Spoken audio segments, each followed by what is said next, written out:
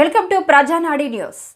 ఎప్పుడైతే భారతదేశంలో రాజకీయాలు పాడవుతున్నాయన్న ముఖ్య ఉద్దేశంతో నేడు కాంగ్రెస్ మిత్రపక్షాలు కలిసి ఇండియా కూటమిగా ఏర్పడి దేశాన్ని కాపాడుకోవడమే లక్ష్యంగా ఈ ఎన్నికల్లో పోటీ చేస్తున్నామని పలాస ఇండియా కూటమి అభ్యర్థి మజ్జి త్రినాథ్ అన్నారు.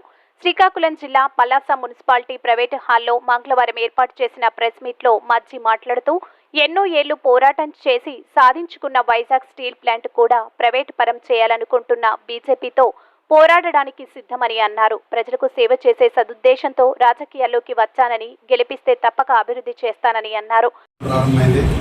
అందుకే మళ్ళీ అది గుర్తించారు కాబట్టి ఇండియా కూటమిగా వామపక్ష పార్టీలు, కాంగ్రెస్ పార్టీ, చాలా పార్టీలు కూడా దీనిలో భాగస్వామ్యం అయ్యి ఈ భారతీయ జనతా పార్టీ చేస్తున్న వ్యతిరేక పనులకి అడ్డుకట్ట వెళ్దామని చెప్పేసి ఒక కృతనిశ్చయంతో, సంకల్పంతో బరిలోకి దిగుతున్నాము. ఎక్కడ చూసినా కూడా కార్పొరేట్స్ ఏవైతే ఎన్ని కార్పొరేషన్లు, పబ్లిక్ సెక్టర్ కార్పొరేషన్ ఉన్నాయో అవన్నీ కూడా ప్రైవేటైజ్ చేయడం జరుగుతుంది భారతీయ జనతా పార్టీ హయాంలో.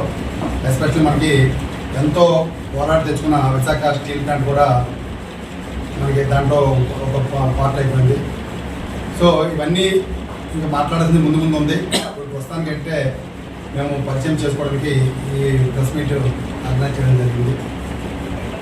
ముందులో చాలా కార్యక్రమాలు ఉంటాయి, అవి కూడా మీకు తెలియజేస్తాను, ఇప్పుడు తెలియజేస్తూ ముందుకు అడిగేస్తాను. మా కూటమిలో ముఖ్యంగా మా సిపిఎం వీళ్ళందరూ ఉన్నారు, వాళ్ళు కూడా మాట్లాడతారు. ముందుగా డాక్టర్ జి తెసరా గారిని మాట్లాడారు.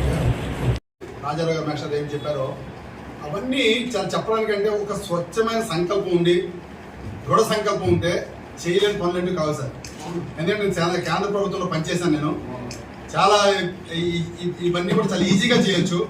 నాకు ఒక్కసారి అవకాశం ఇచ్చి చూడండి. మీరు అందరినీ చూశారు, వాళ్ళని చూశారు, వీళ్ళని చూశారు. ఒక్క అవకాశం ఇచ్చి చూడండి. ఈ పలాస నియోజకవర్గం అభివృద్ధి అంటే ఏంటన్నది నేను చూపిస్తాను. రైతు సంక్షేమం కానీ, నిరుద్యోగ యువతి, ఈ గ్రామాల్లో ఉన్న నిరుద్యోగ యువతిని ఉపాధి కల్పించడంలో కానీ, ఏమన్నా కానీ తర్వాత ఏవైతే మా ఎంపేడ గురించి మా సీనియర్ కాంగ్రెస్ నాయకులు చెప్పారో అది కూడా నేను తీరుతాను. ఇవన్నీ కూడా చాలా ఓన్లీ ఏంటంటే ప్రొసీజర్ ప్రాబ్లమ్స్ అని ఇవన్నీ కూడా. తర్వాత ఒక దృఢ సంకల్పం లేకపోవడం అంతే. దృఢ సంకల్పం ఉంటే చేయలేని పని అంటే ఏది లేదు. ఈ రోజుల్లో చంద్రబాబులోకి వెళ్తున్నారు, సూర్యమండలంకి వెళ్తున్నారు, కానీ ఇక్కడ ఉండే పనులు చేయలేమండి. చేయగలము. మనకు ఉండే సంకల్పం స్వచ్ఛమైంది, దృఢ సంకల్పం అయితే చేయగలము.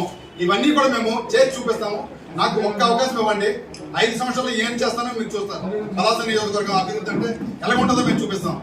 ఈ ప్రస్తుతానికి ఏమైందంటే మా నాయకులు ఎవరైతే ఆవేదనతో మాట్లాడారో అది బాగా రగిలిపోతుంది. ఖచ్చితంగాను కాంగ్రెస్ ప్రభుత్వం అన్నది ఖచ్చితంగా డెవలప్మెంట్ చేసింది. మా జీవితేశ్వర గారు చెప్పారు, కలింగరాల్ ప్రాజెక్టు, దబర్ సింగ్ ప్రాజెక్టు, ఆ రిజర్వాయర్స్ అవి యాక్చువల్గా మా ఫాదర్ ఇరిగేషన్ మినిస్టర్గా ఉండేటప్పుడు, మధ్య తులసిదాస్ గారు ఇరిగేషన్ మినిస్టర్ ఉండేటప్పుడు ఒక డిజైన్ ఇచ్చారు. ఆ డిజైన్లో ఏంటంటే 3 TMC లేదా 6 TMCకి ఒక స్టోరేజ్ కెపాసిటీకి ఇచ్చారు. అది సబ్సిక్వెంట్ గా చెప్పింది 100% కరెక్ట్. జీవితేశ్వర గారు చెప్పింది. అక్కడ ఉండే కొంతమంది ప్రజలు, కొంతమంది నాయకులు మెప్పించడానికి అది ఏం చేశారంటే దాని డిజైన్ మార్చారు. దీనికి డిజైన్ కి 1983లో మా బాబాయ్ మజ్జి నారాయణ గారు ఎమ్మెల్యేగా ఉండేటప్పుడు ఒక సర్కులర్ రిలీజ్ అయింది, గవర్నమెంట్ ఆర్డర్ రిలీజ్ అయింది. ఆ గవర్నమెంట్ ఆర్డర్ లో ఆ డిజైన్ ఉంది. దానికి తర్వాత సబ్సిక్వెంట్ గా 85లో ప్రభుత్వం మారినప్పుడు అవన్నీ మారిపోయింది. సో ఈ కార్యక్రమంలో డాక్టర్ జీవతేశ్వర రావు, సిపిఎం నాయకులు గోవింద్, సిపిఐ నాయకులు చాపర వెంకటరమణ తదితరులు పాల్గొన్నారు.